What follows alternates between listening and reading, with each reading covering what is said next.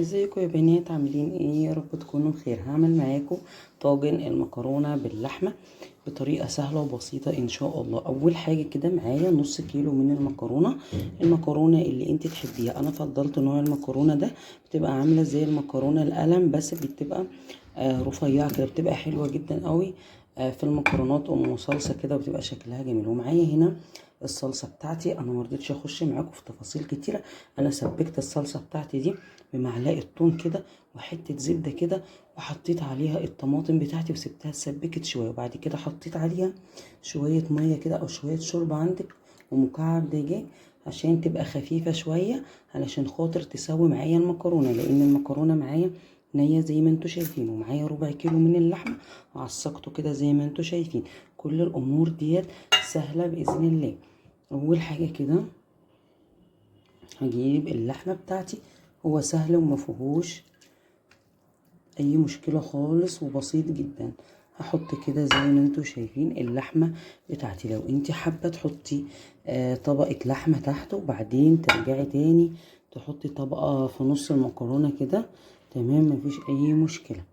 العصاق بتاعي انا ظابطه حدقه كل حاجه وصلصته. وهبدا بقى احط معاكم جمال المكرونه دي يا جماعه، خطير خطير خطير. هوزع المكرونه بتاعتي دي كده بالشكل اللي انتوا شايفينه. نضفت كده حواليا، ويلا بقى نحط الصلصه بتاعتنا كده. الصلصه بتاعتنا دي تحفه، الزبده كده مخلياها طعمها جميل مع الثوم.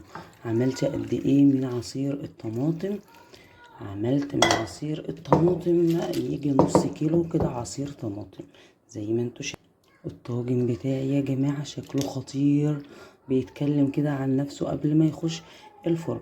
طب لو انا حسيتها ان هي نية وعايزة كده شوية تخديع تاني او اي حاجة، هتحطي شوية مية او شوية شوربة صغيرين خالص كده هتوزعيهم عليه. انا بقى هدخل الطاجن بتاعي الجميل دوت في الفرن، بعد ما يخرج ان شاء الله هوريهولكم.